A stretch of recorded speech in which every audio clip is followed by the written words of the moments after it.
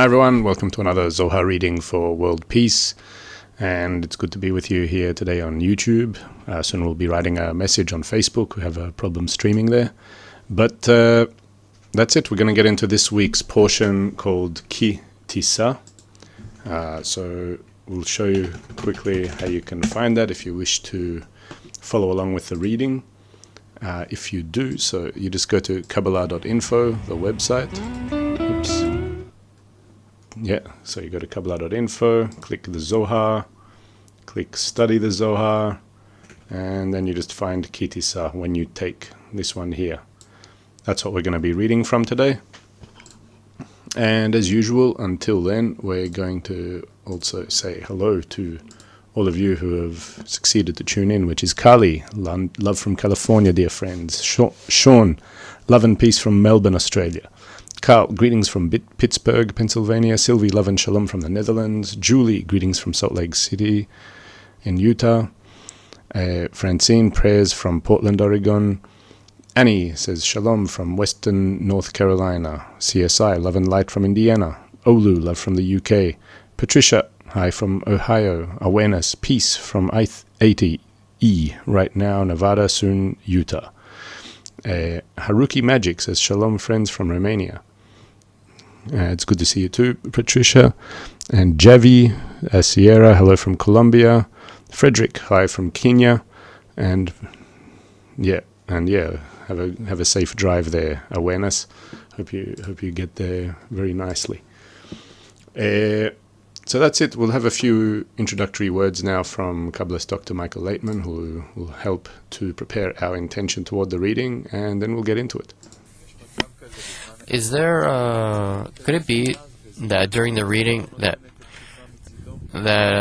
at some point we put it forth effort, and at other times the Zohar pushes us along? Well, first of all, you need to understand where you are. You know, if you look at an old film, you looked at an old film once, right? You know, like something from 30 years ago, 40 years ago. You see how naive people were, how their acting was different, and what they did back then was a real thing for them. They thought that they are, you know, really serious about what they're doing, meaning the actors and their acting was good. The people were different people. If you look at 200 or 300 years ago, you'll see things even simpler and more primitive. If you would look at all peoples of the world, say 2,000 years ago, what would you find? How they live? Almost like still on the trees. I'm talking about Europe and these areas. It's like almost barbarians, you know.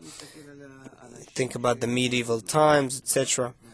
And then there are people who write these things that you read here 2,000 years ago.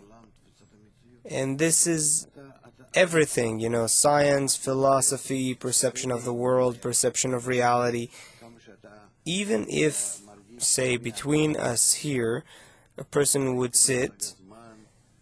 like that would sit here, let's say, so you would see, you know, who is this person compared to you? So you're given a contact here with something above our world, with the operation system. So that operation system, these forces, these souls that wrote to you about this, you are like a small baby, and you want to grow with them by being in their hands. So you want to rise, then raise your prayer, raise the requests, cry. It doesn't matter like you're asking how much I understand, how much I don't, which part of it is me, and so on. It doesn't matter.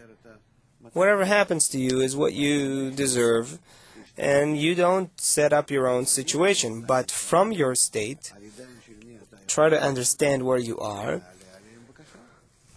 whose hands you can be at, and go there. Tissa, when you take, this week's portion from Zohar for All, starting with, "Then shall they give every man a ransom for his soul." Item 1. It is written, "The eyes of the Lord are toward the righteous, and his ears are toward their cry." 2. There is no blessing above for something that is counted. And how are Israel counted? He took ransom from them for their souls, and they did not calculate until all the ransom was collected and reached the number. In the beginning, Israel is blessed when receiving the ransom. Afterward, they count the ransom and bless Israel once more. It turns out that Israel were blessed in the beginning and in the end, and there was no plague in them. 3. Why is a plague appearing because of the count? It is because there is no blessing in what is counted.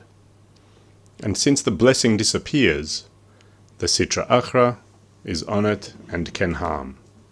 Hence the reception of ransom and redemption, to elevate the count over him. Half a shekel. 4. Giving half a shekel after the shekel of the sanctuary. Half a shekel is like half a hin, which is the vav, the middle between the two hays. A stone to weigh with is the yud, and the shekel is 20 geras is yud. The rich shall not give more is the middle pillar, ziranpin, meaning not give more than the yud. And we learn in the Book of Creation only 10 sfirot, 10 and not 11. And the poor shall not give less. The poor is a righteous, yesod, will not give less than 10, as it is written in the Book of Creation, 10 and not 9, from the half shekel, which is the yud. When you take the sum, when you extend gar to the children of Israel, according to their number, meaning in 3 points, cholam, shuruk, hirik, then shall they give every man a ransom for his soul unto the Lord, meaning they will abstain from extending gar of chokhmah in the left. Instead they will raise them to the Creator, and there will be no more plague among them. But if they do extend gar of chokhmah, there will be plague among them due to the judgments of the left. After the shekel of the sanctuary is extension of chokhmah, which is a complete degree. The shekel is 20 geras, because in a complete degree, the 10 sfirot of the male light is dispensed from above downward, and the 10 sfirot of the female light is dispensed from below upward. Also, they are 20 sfirot, and since they are considered left, they are called 20 geras, from the word, I have been a ger, a stranger, in a strange land. Half a shekel is 10 sfirot of male light. An offering to the Lord means it should be raised to the Lord and not extended, but only to extend half of the female light, which is from below upward. Half a shekel, half a hin, means half a measure.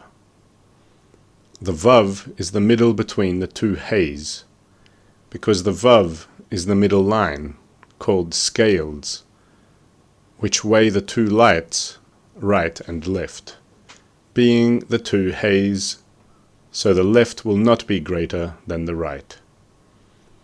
This is why he diminishes the left, so it will not shine from above downward, but only from below upward. And then it is equal with the right, which shines from above downward. Thus the vav divides and makes half a shekel an offering to the Lord, which is the half that is from above downward of the left.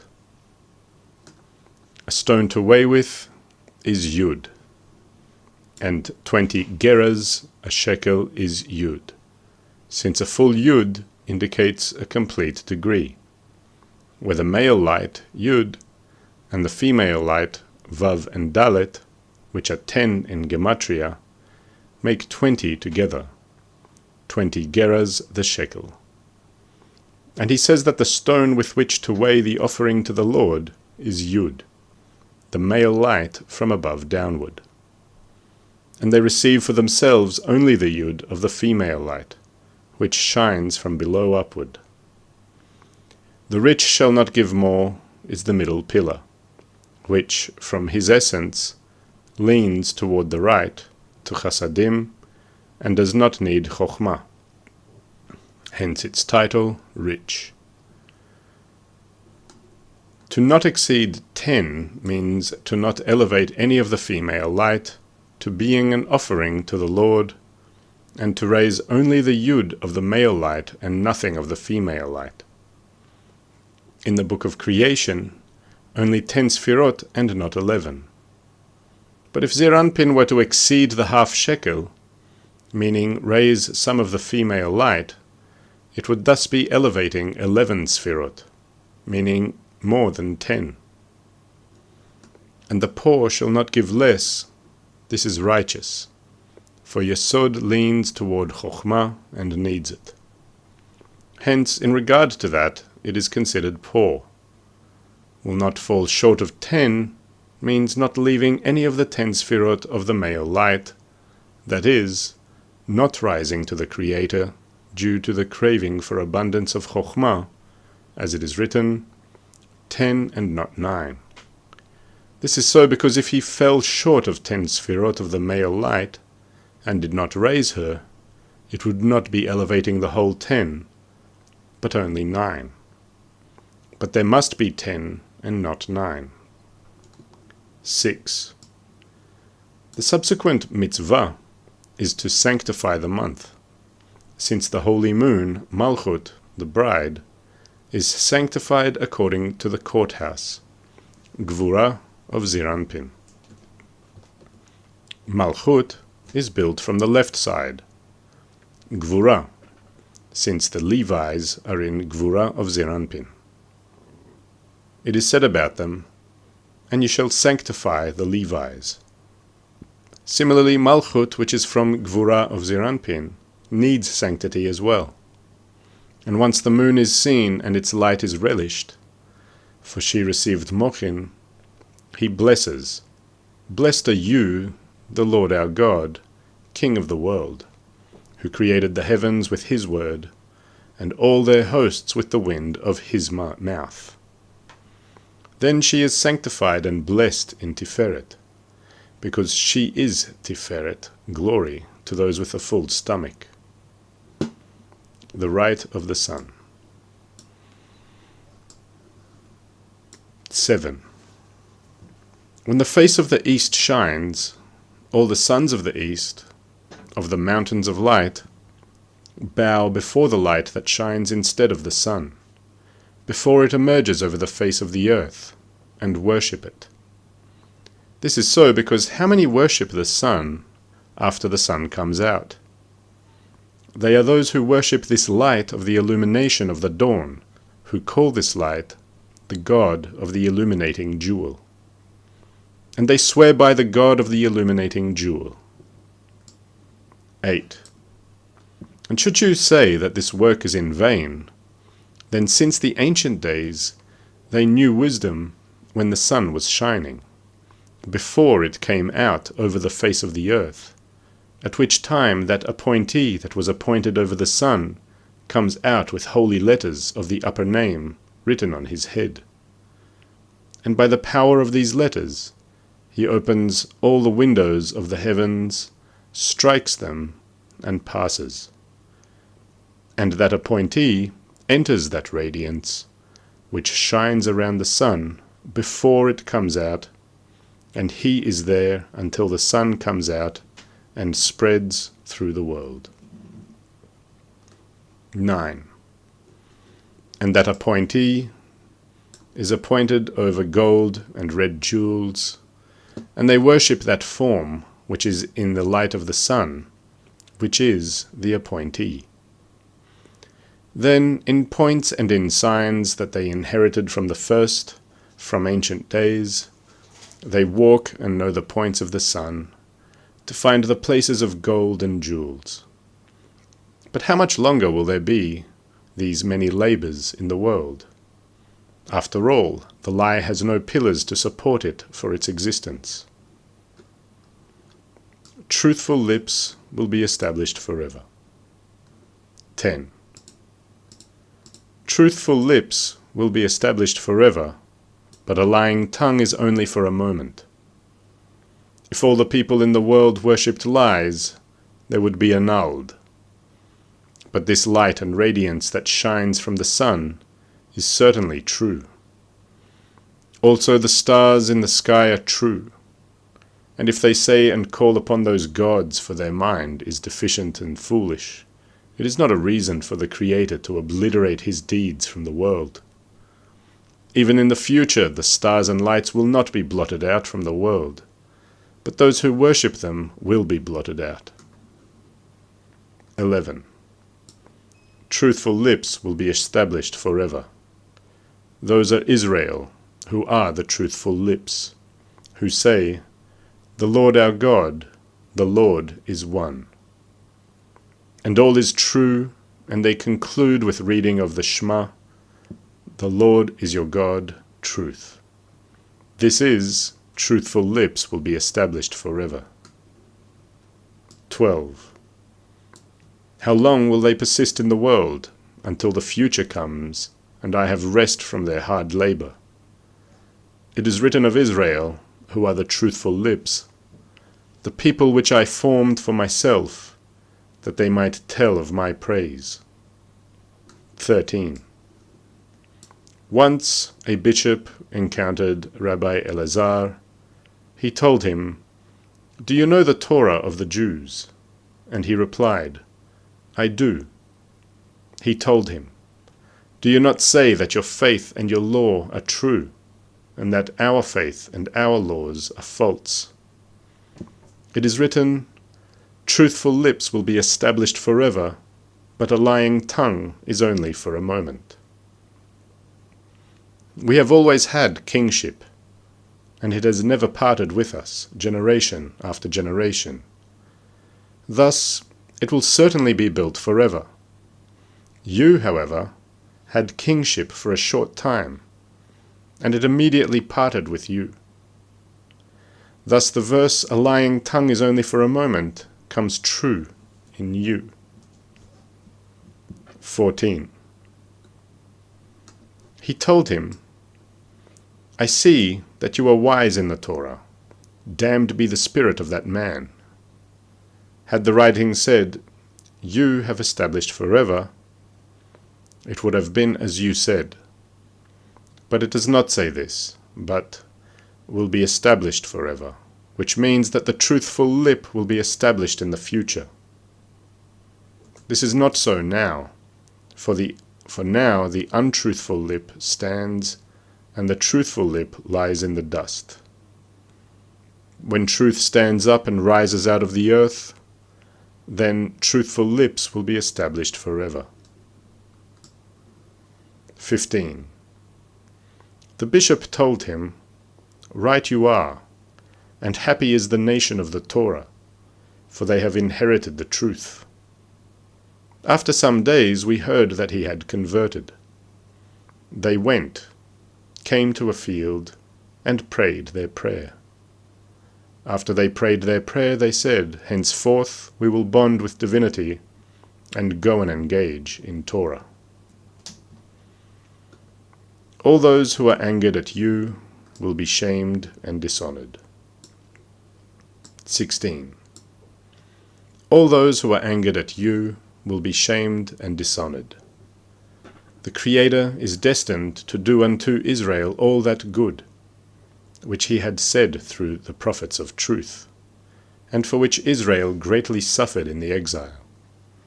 Had it not been for all that good that they await and see, which is written in the Torah, they would have been unable to tolerate and stand the exile, 17. But they go to seminaries and open books, and they see all this good that they hope for.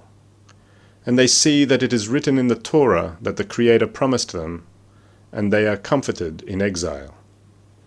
And the rest of the peoples curse and revile them. And they said, "Where is your God?